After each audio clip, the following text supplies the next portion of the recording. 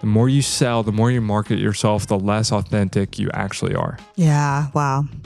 Speak it, JJ. So that's why removing the pressure is awesome, because it's like, hey, I'm totally cool whether this ends up in another date or if we're just friends. Right. That allows you to just show up and be yourself.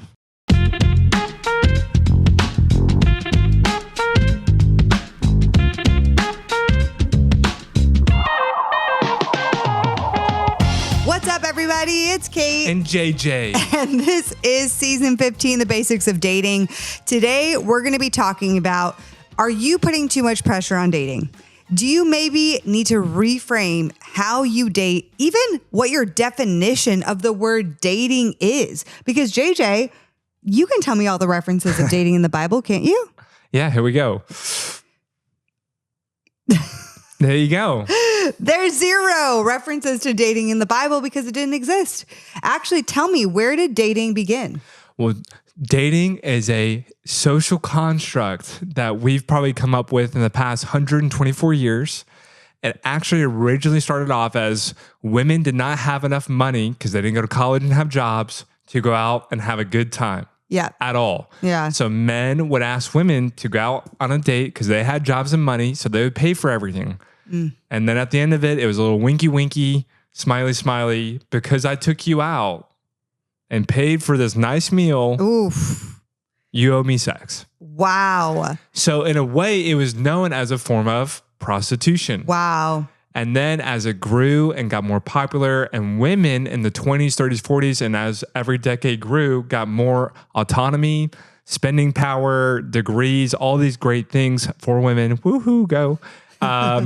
Dating has evolved and changed. Right. Okay. And now, we don't know what the world would be like without dating. I mean, I'm sure you're listening to this or watching, and I don't think you necessarily want your parents to set you up anymore. Do you? No. And that's a huge deal. Tim Keller in The Meaning of Marriage does a really great job of basically spelling out Western culture, where we're at in this time and age. And the past, 70 years has moved to a very individualistic society and, more importantly, idea of marriage, where you are primarily the one responsible and in charge of seeking, finding, pursuing, relating, and ultimately making that decision to marry. Yeah. And it's primarily based on the premise of to make you happy. Right.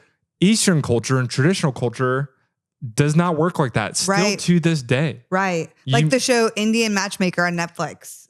Haven't watched it. Okay, but it's about how they still do matchmaking and your families are highly involved in the process. Yeah, they basically arrange marriages. Yeah. So that still happens today. That's a very Eastern view of marriage. Why? Because it's not about making you happy. That's for sure. Yeah. It's about power, status, and reproducing. Right.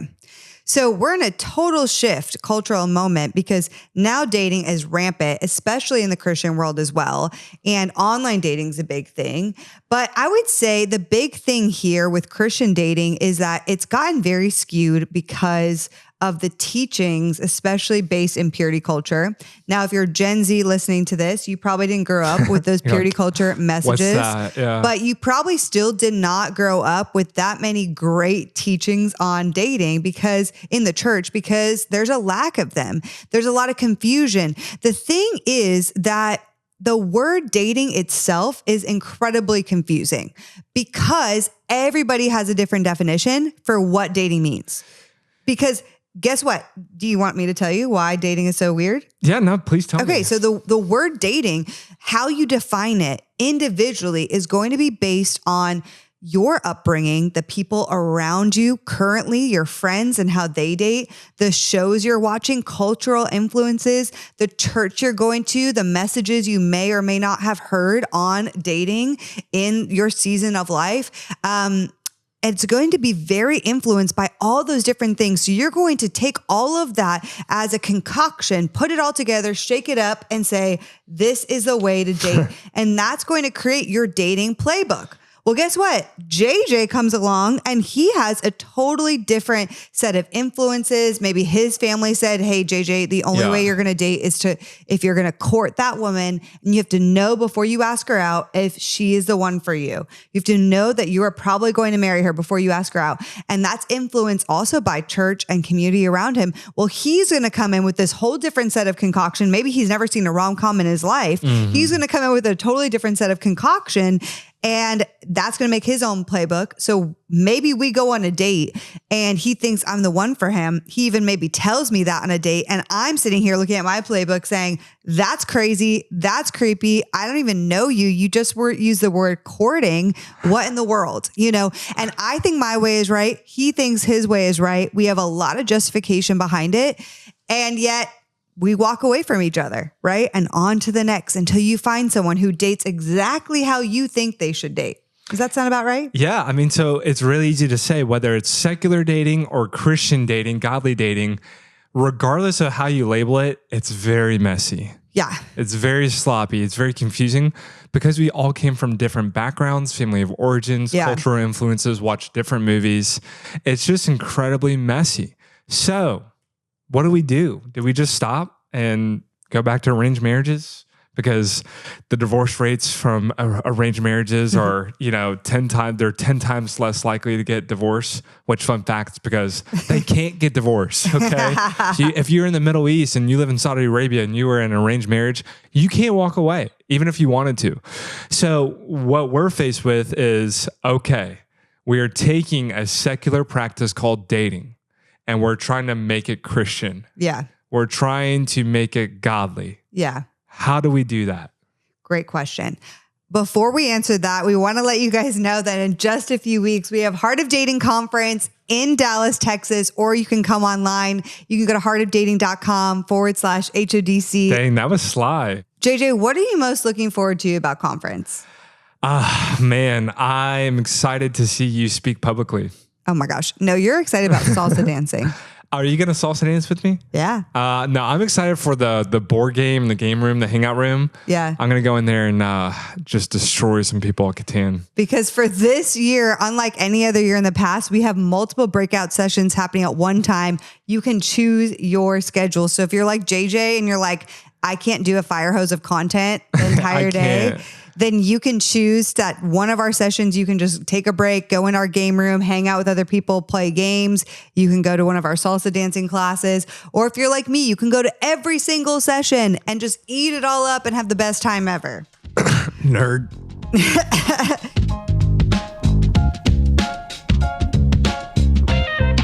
Okay, so what is godly dating?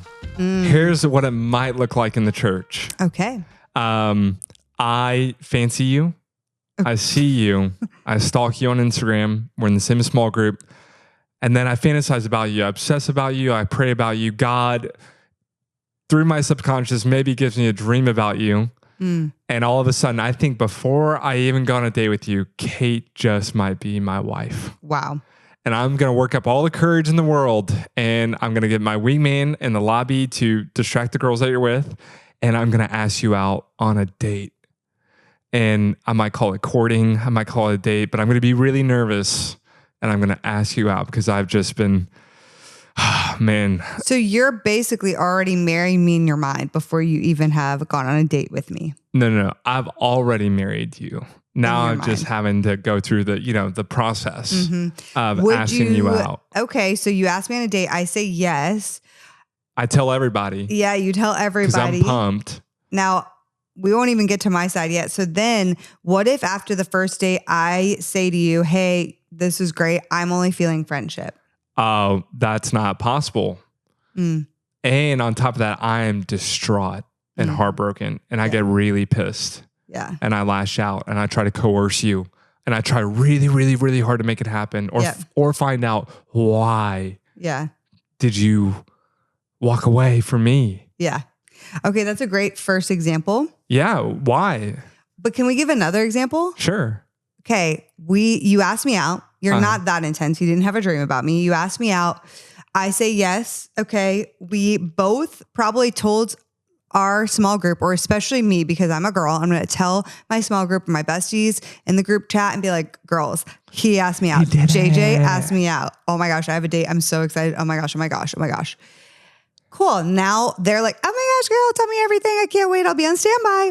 And then I go on the date, and guess what? What was supposed to be an hour date turns into a 3.5, 4 hour. Shut up. We cannot stop talking. We have so much chemistry. We have so much in common. Let's go. You get vulnerable with me. I get vulnerable with you. I leave feeling so seen. I tell you what I struggle with. I feel so safe because you don't make me feel crazy and like past boyfriends. I feel so safe too. I mean, you're just so different from any girl I've dated. And we are thinking, this is it. This is going to be it. So it's magical. 2 days later, we go on another date. A few days after that, we go on a third date.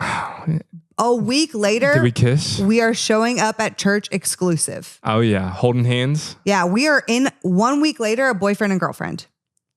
Wow, sounds like amazing. Sounds and then magical. We are on the fast track. We are just, everything's great, hunky dory, like could not be better. Are we courting? We are basically courting. Maybe not going to call it that because we're a little cooler than that. But we're dating. Yeah, we're in relationship. We're boyfriend, girlfriend, and dating, or? Well, we got to redefine what that is. Okay. But we're in a relationship, and then 4 months later, you propose. Wow, we did it. 4 or 5, 4 months, 5 months, 6 months. Yeah, you did propose. It. I think because it was a week until boyfriend, girlfriend, 4 or 5 months probably seems like a good timeline. Okay, I mean, that's great. What's wrong with that? I don't know. You tell me. Here's what is wrong with it. Do you want to tell, or do you want me? You have me on the edge of my seat. Okay. The problem with that timeline, and what the issue with that whole situation is we were on the fast track with infatuation. We fast tracked it into engagement. We probably got married under a year of even knowing each other. We didn't even know each other, and we're now married within 1 year. What happens is you are actually in an infatuation bubble. And infatuation actually scientifically does have a shelf life. It's a dopamine hit. It feels super good. It's fresh and novel and new. It's basically where even if the person makes some mistakes, you are so easy on them. What this is commonly known as is the honeymoon stage. Yeah, the honeymoon stage. And it can only last scientifically for about 12 to 18 months. So a year and a half before that bubble usually pops. Now, for some people, it pops earlier. But what happens when you get married in that first year, when you meet, go into a relationship, and then get engaged that quickly, you are completely in infatuation. Your dopamine receptors are going off. You're getting so much dopamine, and when you have dopamine, you cannot clearly see the person for who they really are in front of you. Yeah, what we call this is the carousel ride. And I think if anyone's kind of been in an exciting dating relationship, you've experienced this. It's thrilling. It's fun. A lot of people mistake this for actual love itself. Okay, Kate, so I'll be totally honest. Myself as a single and a lot of people listening will hear that and say, honestly, that sounds kind of great. It sounds super intentional, especially if I met their family. They're an amazing godly family. They really seem amazing. Like, that sounds great. We didn't waste a lot of time dating, crossing physical boundaries. Yeah, we don't want to cross physical boundaries. We didn't have a super long engagement. Like, what's wrong with that? Well, I'll add to what you're saying is probably they're also thinking, well, we've had hard conversations. We've talked about our past. Super vulnerable. They know my past. They know my mistakes. We've been vulnerable. But here's the issue. Okay. You can't have true trust in a relationship until you have spent a lot of time with a person. That is how trust is built. Trust is built through time. And you can only know somebody if you really have a lot of time spent with them.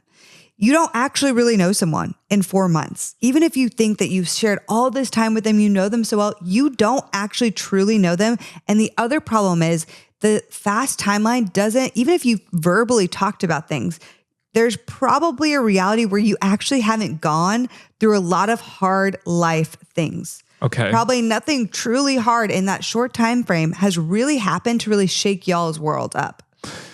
Okay, so you're telling people you don't really know them well enough. Mm-hmm. Would maybe a better way or a different way to say that be, they actually could be faking and pretending to be somebody that they're actually not. That's one thing, but even less than just faking it, which does happen. Okay. And certainly happens with Has happened a lot of people I dated in the past. Yeah. But more than that, it may not even be that they're a wolf in sheep's clothing. It may just be you think you know them, you think you can trust them, but you haven't actually put that trust to the test because nothing truly hard has happened and you haven't been able to test the things that you think that are true. I think this person's reliable. I think I can trust them. Well, what happens if you lose your job tomorrow? What happens if you lose someone in your family? Like you haven't gone through enough situations with that person. You haven't walked through basically any life with that person to see how they respond, how you respond, and how the two of you respond together. Now, but what if we dated for a year and nothing really bad or tumultuous happened? But the odds are in dating for a year, there's going to be something that happens in at least one of your lives. Even if that's it's a not harder situation. Major. Yeah, there's going to be something hard. 4 months of knowing someone and getting engaged, that's not a lot of time to figure out. Now, why is it so important? Bigger life situations. Why is it so important to go through something that's challenging together? Whether it's a job loss, someone passes away, or maybe it can be a season of anxiety, depression. Yeah. Something major, minor. Why is it important to go through difficult, or you have a really big conflict together with them? Like, if you're on your wedding day or you're getting engaged and you have not had a single conflict with that person, I would say, ooh, I don't know if you should do that yet. Like you want to see when the rubber meets the road, how you guys do in conflict, because that's when somebody's character really reveals itself. I do agree with that. Yeah. You really see someone's character in conflict or when they don't get what they want. When something is not going their way, that is when their character shows, like good or bad, for better or worse. And you need to be able on your wedding day to be able to say, I have seen this person at their worst. I've seen this person in really hard moments. They're not perfect. And I'm still choosing, knowing all of that information. Yeah. I'm still choosing to marry them. All of them. Yes. The problem is when your timeline is expedited, you probably haven't seen a lot of conflict. You probably haven't seen them at their worst, more than likely. And you're probably still saying they're perfect. I don't really see that many flaws in them. Like you're saying you choose them, but you haven't seen the harder sides of them yet in any way. So you're not really choosing all of them because you're only really choosing what you can see, which is the good sides. Yeah, it almost reminds me of like buying a car. And it's if you had to buy a car for the rest of your life, there's no Kelley Blue Book, there's no consumer auto, rating the reliability of the vehicle. You maybe know what you're looking for. And I made you go test drive that car for a week. And I'm saying, okay, are you ready to buy this for the rest of your life? And you can't buy another car. Well, you would say, well, no, right? Like it was an awesome week and I really enjoyed it, but I need this car and you can test the car out as long as you want. Yeah. You want that car for a year. Why? Because you want to see what maintenance looks like on it. You want to see if it's reliable. You want to see like it's going to have oil changes. You're going to have to change the tires. You want to see how expensive this thing is, right? Yeah. So you really get to see that full year of data, wear and tear, and then make that kind of decision. Yeah. So was that a good analogy? It's a good analogy. Not great. No, it's a good analogy. It's a guy analogy, but it's good. I would say, and something we will caveat because we're about to break down stages of dating and our definition of dating. But what we're talking about right this moment is pacing and healthy pacing. And so what we're kind of talking about here is this idea of wisdom. Godly dating can be intentional and wise. Proverbs 19:2 says it like this. It's one of my favorite verses. It's very applicable to me right now. Enthusiasm without knowledge, enthusiasm without wisdom makes mistakes. Yeah. It's quick to make mistakes. Yeah. And the wisest thing you can do is see that person through time. We work with thousands of couples at this point, 7 years doing Heart of Dating. And we have never heard a couple say, I'm so bummed I took that extra 2 months, 3 months, 4 months, whatever it is, to get to know that person, to really figure out my decision. Yeah.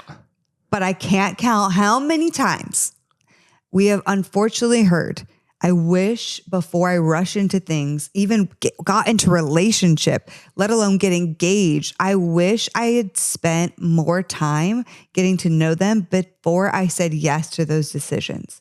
And thank the Lord, some of those people, we know some of them dearly, have actually broken off engagements or broken off the relationship right before engagement.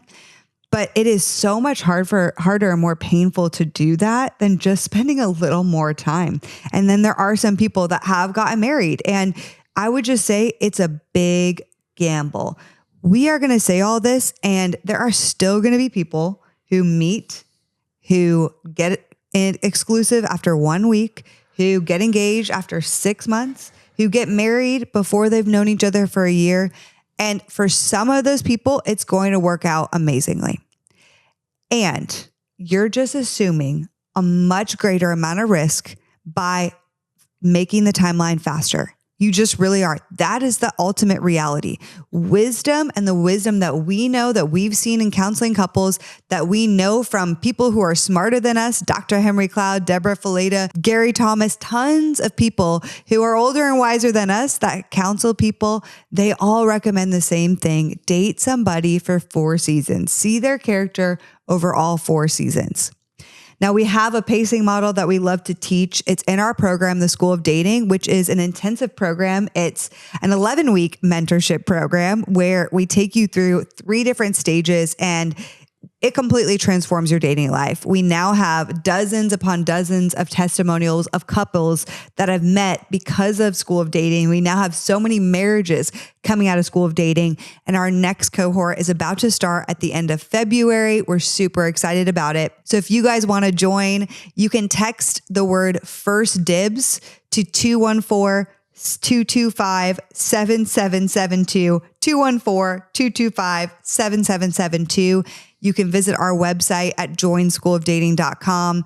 It's my favorite thing that we do because we get to be so intentional and work hands-on with so many singles, single just like you. And really, they walk out of there a completely different person. Yeah, in a lot of ways, it should just be called like the School of Wisdom and dating and relationships and inner healing, spiritual formation, and so many awesome things. So I have a question. Yeah. Now that we have an idea of why it's more risky, or what I would just simply say unwise, there is an idea that godly dating should look different than cultural dating. Totally. But that being said, is there any overlap? Is there any kind of framework that should be successful in both? Because it's just, I don't know, it's dating. Like, what would be a really good framework that, whether you're secular or Christian, is super effective and works just to get us all on the same page? Right. Yeah. So we have something that's called the stages of dating. This really helps to define what dating, the word dating, really is. We think of dating as this catch-all phrase. It means exclusive. It means I'm going on 1 date, or it means I've been dating them for 6 months. It means so many different things to so many different people. So we need to actually redefine what the word dating is and what the stages of the dating process should be. Do you kind of wish that you had Ben Stewart's book right now and you could insert one word? Yes. If I could add one word to Ben Stewart's book, Single, Dating, Engaged, Married, which is a great book, I would add one word: relationship. And why is that so impactful and important? Because when you say dating, it encompasses everything from the first date all the way to engagement. And I would say, yeah, when you are in a relationship, you're still dating that person, but technically you and I are still dating too, because we're going on dates with one another in ways. So let's talk about the dating phase. The dating phase, what we think the stages of dating should look like, for clarity for everybody, it should be, in our opinion, single, dating, relationship, engaged, married. Meaning that when you're single, you want to try to date if you want to get married, right? So dating means that you're in this phase to figure out if you want to be in a relationship. The relationship phase is to figure out if you want to be engaged. So each one of them only leads up to the next level, right? Single to dating to relationship, I'm figuring out if I want to get engaged. So that dating phase, if we redefined it, is a time when you're going on dates and building friendship with another man or woman of God who is of interest to you. On each date in the dating phase, the goal is to take each date one date at a time as you approach the other person with curiosity. And the point of the dating phase is to see through time, not a few dates, not 1 week, through time, if you want to be in a relationship with the person you're building friendship and going on dates with. So this actually helps us a lot because it removes the high stakes, will I marry this person mentality? And instead it's paced in wisdom. Instead, in the beginning, it's low pressure. It's low stakes. It does not mean there's zero intentionality. It just means I am not committing on date one to be in a relationship with this person because I don't really know them yet. This allows us to date with a little bit more freedom, but you also have to balance it with intentionality, right? So people will then ask, well, how long should the dating phase be? Because I know some guys who just do the dating phase for 6 months, 9 months, and don't want to define anything. Dating phase, in our opinion, should be around 60 to 90 days. That's a good amount of time to start seeing, if you're really dealing with a covert person, some of that should start revealing itself around that 90-day mark. I've had legit practice with this where there's so many guys I dated. They seem so great in the beginning, around 45, 60 days, especially 90, things came out. The bubble was burst and their real character was revealed. And I was like, yep, nope. I'm so glad that I didn't commit to be their girlfriend 2 weeks in, 1 month in, because it's so much harder when you're in a committed relationship. You've shared your life with this person, introduce them to your family, introduce them to all your best friends, which we don't recommend doing in that first 60 to 90 days. Again, we talk way more about this, break it down in our program, The School of Dating. But the dating phase is that time where you're going on dates to build friendship, to figure out if you want to be in a relationship with somebody. Yeah, can we stop and pause? Mm-hmm. Why is that such a big deal? Specifically the dating aspect of what you just said. So the why it's so important is you're taking it one date at a time. You're going on a first date. You should not be asking yourself, could I marry this person? The question you need to ask is, do I know enough information to see this person one more time? Yeah, here's a good example. We know a wonderful girl who was going on dates with someone who she was set up with. He had great character according to the people who referred him. The pastors knew him, and they went on 3 dates, and she went to the pastor's wife and just said, I know he's a great guy. He's blah, blah, blah, all these nice things, but he's just like, I can't see myself marrying him. And fortunately, the pastor's wife looked at her and said, that's okay. You shouldn't know whether or not you should marry him. It's been 3 dates. Do you know enough about him to go on a 4th date? And she's like, well, I guess so. There's no glaring red flags. He's decently attractive and he's got amazing character. So fine.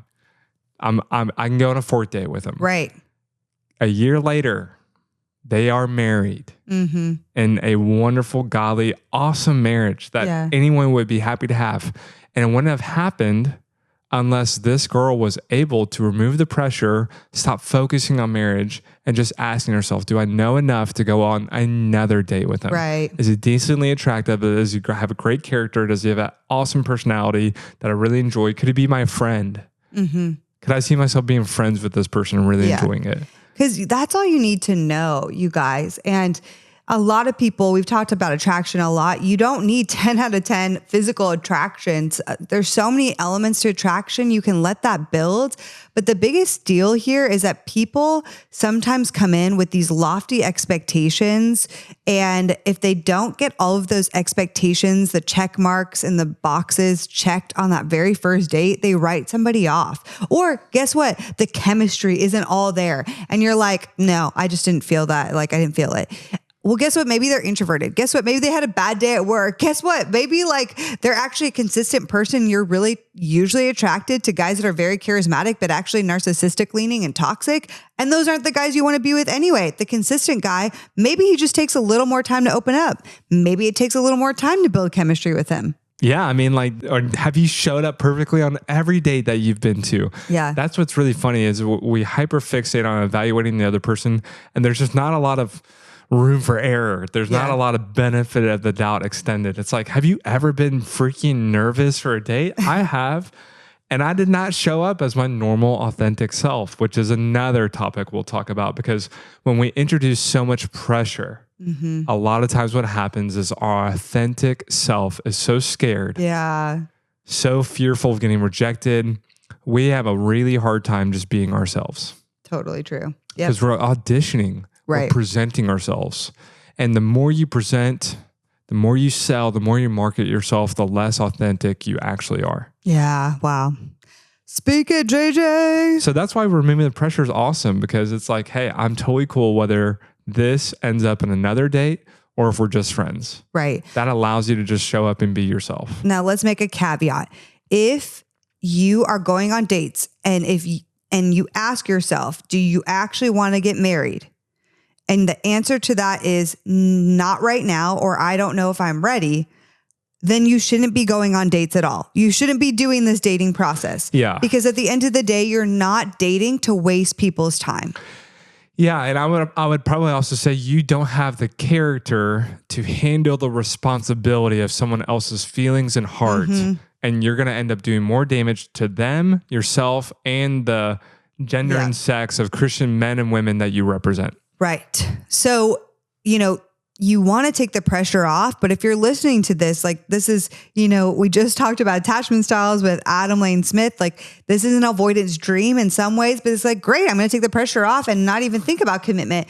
No, you need to have intention of, hey, I'm not here to waste somebody's time. I'm not here to just have good dates because it's fun and gives me another dopamine hit. Yeah. You have to ask yourself, are you ready to get married? Not like perfectly ready, but do you want to get married? And are you relatively ready to date and be married 70% soon? ready? Yeah. Like go back to listen to the Riley and Jack episode. Now, is this... With these, they're all building on each other, right? Episode 1, are you ready to date? Answering that question. Episode 2, attachment styles. Healing some of that before you even date. Now, if you've done these things and you're in a relatively good-ish spot, okay? You've talked to some core mentors. You have talked to your therapist. You've healed a bit. You feel the green light from God. You should go out and date, but take the pressure off, because this isn't a one bullet thing where you could just like, shoot it at one person and that is your one person. Like I shot my slingshot and now I get that one person and I'm going to keep them forever and never let them go. It's not that. You don't have to put such high stakes on it. There's intention balanced with lessening of pressure, because you do not have to know from the very beginning if that person is the one for you. Yeah, to close out, the only thing I would say that would really, really help close out what godly dating or wise dating looks like is, can we redefine success? Can we redefine what success looks like in dating? Because right now, what does it look like? You get married. Right. That means any dating situationship, relationship that does not end in marriage was a failure. Or a waste of time. Which is so sad. It is. Now, what does redefining success do? It's not just to make you feel better. Right. Okay. We're taking a secular practice called dating. We're trying to make it godly, meaning we're trying to literally honor God in this process, which means we're not trying to get married. That's not the end goal. We're consistently trying to honor God as best as possible. That's the number one goal. Every single step and phase. Yes. That means dating is successful if you are leaving every single person better than you found them, meaning they are closer to God than when you found them. And which means that they if I were to call, JP says this, if I was to call up all the people that you dated, they would give you a good letter of recommendation. Yeah, meaning you left them better than you found them. Yeah. And it also, I really love the aspect of like secondary to that, success in dating. There's a lot of different markers of success. Putting yourself out there, being vulnerable, learning about yourself, learning about the opposite sex. Being able to admit that you're wrong, apologizing, have humility because maybe like you weren't clear in communication. I'd say maybe one of the biggest ones is practicing and learning how to have conflict. Now, that's a very weighted term, right? Conflict. What I mean by conflict is you're having maybe uncomfortable conversations about needs, boundaries, things that you appreciate or did not appreciate, things that you kind of want to challenge. That can be extremely difficult, particularly for Christians. Yeah. So good, JJ. Guys, we're very passionate about these topics of lessening the pressure on dating, pacing well with wisdom, and redefining dating. These are things that are essential if you're going to go out there and date. But of course, you have to listen to episodes 1 and 2 in season 15. Riley and Jack, Are You Ready to Date? Adam Lane Smith, Attachment Styles. All the episodes in this season build up on each other because they are all essential for your dating tool belt. If we are going to change the way dating looks, we have to all be doing these things. So send these episodes to friends, and hopefully you guys can all collectively start dating in a way that leaves other people better than you found them. All right, guys, we'll see you next week. The Heart of Dating podcast is created by Kait and JJ Tomlin. Shout out to our epic audio and video editor, Scott Caro. We have an amazing Heart of Dating team who helps bring the show to you each week. I want to shout out Kelsey Napier, our Heart of Dating digital marketing coordinator, and Elena Gibson, our brand and community manager. We couldn't do it without them. Now, if you guys have never ranked us or reviewed us on iTunes or Spotify, would you consider doing that? It would mean so much because our podcast can get more discovered and more people can learn how to better date as Christians. Don't we all want that? We launch our podcast each and every week on Wednesdays, so we will see you next week.